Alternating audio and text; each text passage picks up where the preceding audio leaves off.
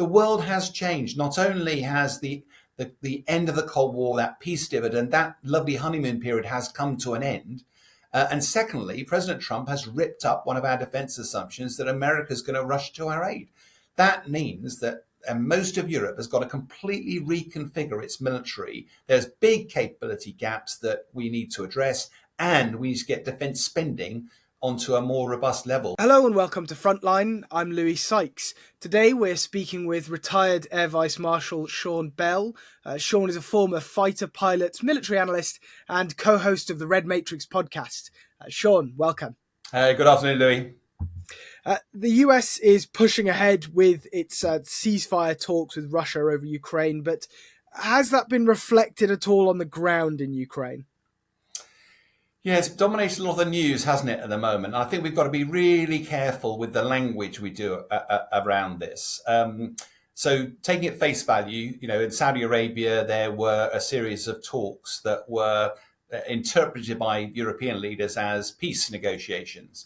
I'm not entirely sure. When you listen to what the American correspondents talk about and the feedback from those, they said that the first priority of those meetings was to reset relations between America and Russia as two sort of superpowers. They haven't really been talking to each other for some time, and it's pretty clear that's part of President Trump's agenda he's even talked about Russia coming back into the G7, G8 again and resetting relations. A secondary opportunity was, they said, to explore how the conflict in Ukraine might be able to be resolved. Was there any appetite from the Russian side for ending? And I suspect, if we use another analogy, if you go to the war in Gaza between, the Hamas and the Israelis, is it ever really possible to envisage them both sitting around a table and negotiating? There's visceral hatred there. So you need to have people who enable that conversation to explore how you might provide a framework.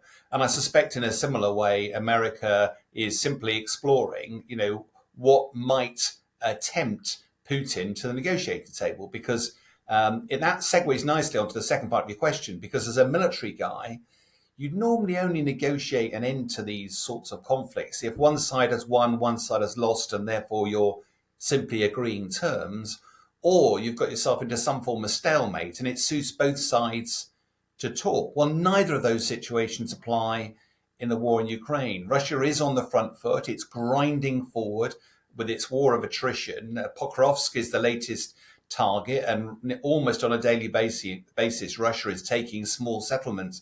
We're not reporting much on it because clearly the conversations with Trump and the like, but be under no illusions, there is a horrible, vicious, highly attritional conflict still going on the ground. And based on that, you sort of question, well, why would Putin stop? He's on the front foot. He is pushing Ukraine back. He might feel that the dam is breaking, that the resistance of the Ukrainians will crumble. And then all of a sudden, potentially, Russia could achieve much broader ambitions. So it's not entirely clear why they would choose to stop. And therefore, there is merit potentially in having a conversation just to explore whether Russia is prepared to negotiate. I think the way that's been interpreted, and don't get me wrong, if you listen directly to what Trump says, it's easy to come to pretty clear conclusions. But my rather more grey-haired, seasoned perspective on this is I don't think there's any way you can agree any form of ceasefire or an end to the war without Ukraine being part of that. America is not at war with Russia. Ukraine is. And therefore, I think it's naive to believe that, that President Trump in any way can bring the war to an end. But with President Trump, who knows? And we've seen overnight a pretty major aerial attack on Ukraine. Can you tell us something about that? So from what we understand at the moment, which is President Zelensky's words really, but it does sound like there was the biggest single missile and drone attack since the start of the war. We understand that 267 missiles and drones were fired at a whole number of different regions of Ukraine. There are various reports which, this is what the Ukrainian Air Force says, that they shot down up to half of those, and that a significant number were jammed in some way, because, of course, electronic warfare jams some of them. It's very difficult to tell. We are in a bit of a war of words sometimes with this, but there's no doubt that there's been a massive blitz, and that's unfortunately coherent with the way Russia's been doing it. It was running out of missiles and drones, and rather than just sending them across and then being picked off, what they're trying to do, their strategy is to build up supplies of them and then swamp the Ukrainian defenses, because, when you've got enough missiles to shoot down 10, 50, 100 drones, if you send 200, a hell of a lot more are going to get through. And that seems to be the Russian tactic at the moment. And I think all it does illustrate is, obviously, this is all done on the eve of the third year of the war, the anniversary of Russia's brutal invasion into Ukraine. And, most of these sorts of things are normally done for a reason. The drone attacks themselves don't generally do much damage on the ground. They're a terror weapon. Tragically, people do die, but it tends to be onesie twosies. And I'm not trying to trivialize it, but by way of contrast, 7 or 8 people die on the roads of our country each day, and it doesn't stop us driving cars around. So, for the drone attacks themselves, yes, they are more terror weapons than anything else, but it does show that Russia is still ramping up pressure, that it still has the front foot, and therefore, if there were to be any form of negotiation, as President Trump said, Ukraine doesn't have many cards for that. And I think what President Putin is simply demonstrating that, he's on the offense. He's going to need some pretty significant carrots available to sign any form of peace agreement. Russia does have its own troubles at the moment, though, doesn't it? In terms of economy, its own losses, casualties in this conflict. How could that impact things? Yeah, in the West, we put a lot of onus on sanctions, and there's no doubt there's been a record number of sanctions on the Russian economy and individuals and the like. And as you say, they've lost a lot of people in this conflict. It's very difficult to get hard numbers, but we're almost certainly talking about a 6-figure sum of people who've been killed. You normally get 3 or 4 times that number who've been badly injured. And of course, you've got the North Koreans that have been involved as well. And it's pretty clear President Putin does not want to do another round of mobilization, because he keeps these figures of casualties quiet from most of the Russian people. But if you did another round of mobilization, he does run a real risk that there's a sort of mini-revolt back at home. But for the time being, it does appear that he's got enough people to keep pushing forward. And from a military, on the battlefield perspective, it doesn't make a lot of sense to continue pushing this hard in the winter. In the summer, you've got foliage, you've got trees, you've got leaves, you've got bushes, you can hide behind things, you can dig trenches in soft ground. None of that stuff you can do when it's ice cold in the middle of winter. You don't have the cover, and if you're on the offense, it means you're exposed, and that just increases casualties. So you'd have to come to the conclusion that Putin is making a hard push for the finishing line at the moment, in the clear anticipation that there will be an opportunity to negotiate. And it's pretty clear what his position will be for that negotiation. The question is whether the West, or Ukraine specifically, will be able to accommodate that.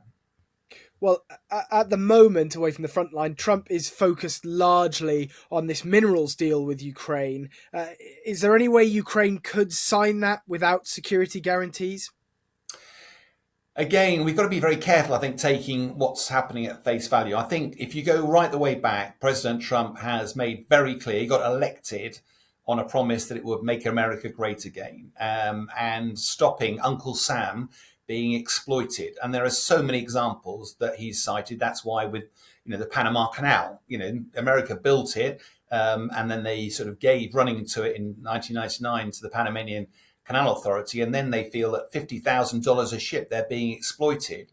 And he's going back and saying, right, we shouldn't be paying away. I think all of this, if you look back, it's to America is the biggest single donor of military aid and finance to Ukraine.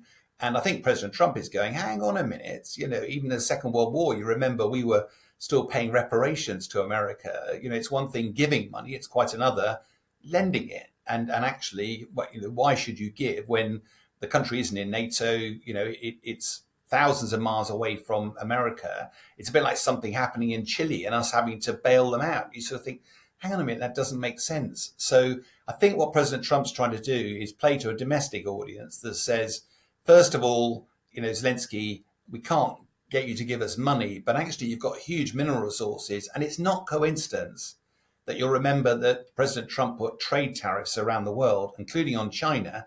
And China turned around and said, we may want your trade, but you need our precious metals. And there were 5 precious metals that China said they were going to withhold from America. Just imagine how much that must have made President Trump angry that they could actually have an ace in that. And he now knows that some of those metals are available in the grounds in the territories of Ukraine. So here we are, right, I'll have some of those. That bails me out of a problem with China and also makes the American population realize that you're paying for this rather than us giving it for free. Quite how that plays out, all of this, I suspect, is simply trying to put pressure onto President Zelensky, because up till now, he seems to have been dictating terms with the international community. All of a sudden now, President Trump's language is a lot more, he's a lot more controversial, a lot more combative. And, President Trump says a lot of things in order to lay the landscape. It's not necessarily where he intends to go, but it's pretty clear what his direction of travel is. And so it could be, even without a written security guarantee, could it be that having American interests, in these minerals in Ukraine, could that be enough to secure a military interest in Ukraine as well? Well, the question I think that you're alluding to here is that, will the war end without having some form of incredibly robust security guarantee for Ukraine? There's lots of factors to this. I was back in Ukraine in October, and actually, coincidentally, I head out there in 2 weeks' time to Kyiv again for another week. And part of the reason is just to get a better flavour on the ground. And when you speak to people on the ground, the Ukrainians don't talk about 3 years ago. They talk about 300 years ago, that they've been fighting Russia in various forms for literally hundreds of years, for centuries. So they don't see any benefit in some sort of written agreement at the end, or a verbal agreement, because they think that Russia will simply pause for a few years and then be off for another bite of the cherry in a few years' time. So initially, I think Zelensky hoped that NATO might be the answer. I think there were many of us who were somewhat skeptical of that, because it moved NATO in a pretty big border right next to Russia, and it's pretty clear that President Trump's taken it off the table. But what would replace it? Would it be boots on the ground? Maybe. Keir Starmer has already alluded to the fact that that's possible. The trouble is, when you do the maths on it, they probably need 100,000 soldiers. And quite frankly, we would struggle to sustain 10,000. Countries like Germany might match it. France might. Poland, although they feel the heat, they're going to prioritise protecting their own country, not deploying forces in. So you'd struggle to put boots on the ground to the numbers without American support. It might be that you'd have a no-fly zone. I think that's something that has a lot of merit. There's no doubt in my mind that Russia's air force is a shadow of what we thought it was. And from my own background, and I'm very confident that NATO air power, and if it wasn't NATO, a multinational alliance, would have a field day with Russian air power. So I think there's lots of ways of solving the security agreement side, but it won't be a bit of paper. It won't be a little signature, because quite frankly, without the history lesson, 1994, the Budapest Memo, America and the UK sort of with Russia guaranteed the sovereignty of Ukraine if they gave up their nuclear weapons. 20 years later, Putin just ripped up that bit of paper and went in. And frankly, the West didn't do anything in response. So you can only imagine Zelensky is going to need something a bit more concrete than that. And meanwhile, at home, Trump has fired senior US generals. Um, that's likely to lead to some major changes in US foreign and defense policy, isn't it? Or, will these generals not necessarily have that level of policy input? Yeah, you've got to be quite careful here. I think the military are designed to respond to what do you want the government to prepare to do, and if they want to consider options, the military leadership provide them options based on experience and military capability and an assessment of risk. I think what's fascinating in the US system is that clearly some of these, all of the leaders were political appointees, or at least President Biden was involved in their selection.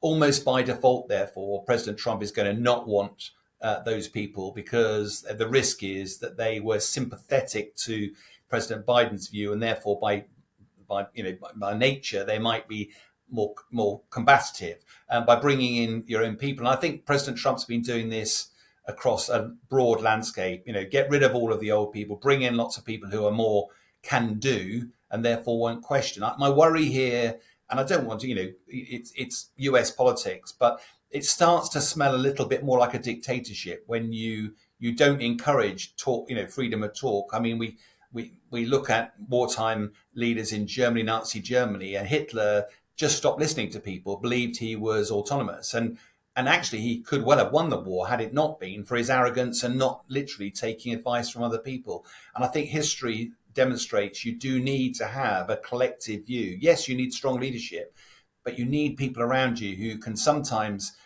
call out the president's new clothes. I think in this country, we've had a change of political leadership that hasn't seen the military advice move on, because I remember talking to Lord Stirrup, Jock Stirrup, one of the chief of defence staffs back in, I think, 2006 to 2010.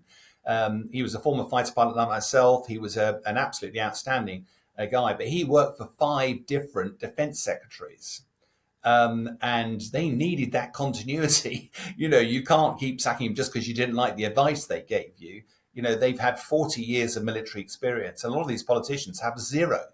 And therefore, there is always going to be a conflict between the military and the political. That happens behind closed doors. It's very robust. But when they walk out of that room, the military is subservient to the political class. But I do think it is a worrying trend when, in a stroke of a brush, you suddenly clear out a lot of very experienced US military souls. But let's see how that plays out. Well, back on this side of the Atlantic, Keir Starmer has said Ukraine must be at the heart of negotiations. But can Ukraine carry on without the US if Trump decides to deal directly with Putin? Well, I think the difficult question for President Zelensky, quite bluntly, is although the Europeans and America in sort of quantity of money give around about the same amount. So if America was to walk away, it would halve the level of support provided to Ukraine. When you look at military capability, it's a lot worse.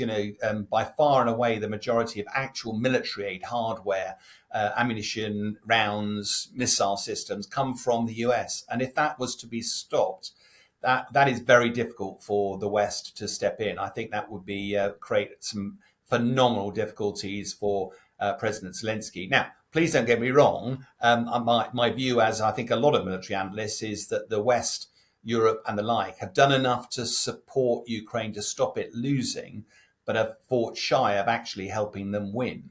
And there are lots of options that the West could get involved, putting boots on the ground, imposing a no-fly zone. There's lots of things which, yes, that might risk turning up the wick in terms of President Putin, but actually he knows he wouldn't stand a chance with that. And I do think to stop Putin going any further, yes, we can hide behind America and say, oh dear, they've left, we can't do anything. Yes, the West still can. The question is, do they have the appetite to do that? So and again, though, I try and strip back away from the rhetoric of President Trump. I think one of the things he turned around in his first term in office was to say, look, NATO's good, but 2/3 of the NATO countries do not pay their premiums. 2% wasn't an ambition. It was a floor, FLOOR, not a FLAW. And yeah, he comes back into power and still 1/3 of NATO countries are not paying their way. And he looks around and goes, hang on a minute, NATO's not, the America shouldn't be subsidizing NATO like this. I have to say I agree with that. I feel our country is subsidizing a third of the countries in NATO if they're not paying their way. And I think what he's doing is he's putting a lot of pressure now on European countries to step up to the plate. The problem with Russia is on your continent. I'm focused on China. You need to step up and solve that. And that's caused a lot of angst amongst European leaders. But I have to say, they could have seen this coming. This wasn't a surprise. And are there signs that Europe are starting to act on that yet? We've seen these 2 emergency meetings, one of them included Canada, interestingly, in the past week. But is there signs that they are acting on that now? And do they have the time to act, given the threat that we face today from Russia? Well, it's a great question. I think there's so many different layers to that, quite bluntly. First of all, is trying to find out what's Trump's actual intention. Is it to walk away from NATO? Might be. I have to say, most of the language, even from Pete Hegseth, has been very positive around NATO. But, could it, in the fullness of time, be an ultimatum that says, right, you've got 2 years. If you don't spend 3% of your GDP on defence, you can't be a member of the club anymore. You're expelled. And that would cause major heartache in Europe. But I do think, I've read quite a lot of the press coverage around this, sort of painting President Trump as the demon. Forget about the language he uses, but I was chatting to an American colleague the other day, and he said, you must remember that President Trump was elected, the most powerful democracy in the world, was elected on the backdrop of make America great again and look after American dollars. And he's doing exactly what it says on the tin. He said back in the UK, I understand, he said Sir Keir Starmer was elected on a load of promises with another big majority, and he's struggling to deliver on any of them. So he said, before you criticise, outside the pond, have a quick look at yourself. And it is fascinating, I think, that, notwithstanding, I don't think anybody would agree the way Trump is going about this. I do think European leaders are having to go, and you're hearing it from Sir Keir Starmer turning around and saying, it's about time Europe did step up. And I think there's some major challenges. And one of the big ones, if I could leave you with, is that I've been attended a couple of briefings this week. Because of the situation I'm in, you end up having some briefings that you can't directly talk about, but it gives you an insight into where everything's going. And I have to say, at the very senior leadership of both the military and in government, they still were talking about defence reforms and efficiencies. In other words, fiddling with the deck chairs on the Titanic. And it felt like a weatherman turning around and saying, well, it's going to be a nice day. And you're sort of going, have you looked outside? Have you looked at what's going on? The world has changed. Not only has the end of the Cold War, that peace dividend, that lovely honeymoon period has come to an end. And secondly, President Trump has ripped up one of our defense assumptions that America's going to rush to our aid. That means that most of Europe has got to completely reconfigure its military. There's big capability gaps that we need to address, and we need to get defense spending onto a more robust level. We used to be spending over 4% during the Cold War. It's not for me to suggest a number, except to say that 2.5% feels woefully short of the sort of level of investment we need to be making if we're going to have a credible deterrence, a credible defence of our national, of our people. And that, frankly, is the number one priority of any government. Just finally, Sean, you talked about the need for a credible deterrence and the threats we could face. Ukrainian intelligence has warned that Russia is planning to send hundreds of thousands of troops into Belarus. Zelensky is warning himself that these could just as easily be turned to face Poland or Belarus's other neighbours as much as they could be used to threaten Ukraine. How big is the threat there to Europe, or is this just more grandstanding from the Russians? Well, I think when we wind the clock back about 3 years near the start of this war, you'll remember that Ukraine was being attacked from the north, from Belarus, because Russia was sending troops in there. Russia even forward deployed nuclear weapons into Belarus. And I think we don't talk about it much, but the last dictator, Lukashenko, is still in power there, and he's a puppet of Putin. And far from having to conduct another war to invade Belarus, Russian forces are already in there. Most military analysts believe that there wouldn't be a fight, that literally overnight Russia could impose itself on Belarus. It's got enough soldiers in there already. It controls the political process. It doesn't have an independent president. And it feels like a question of when, not if, that is going to happen.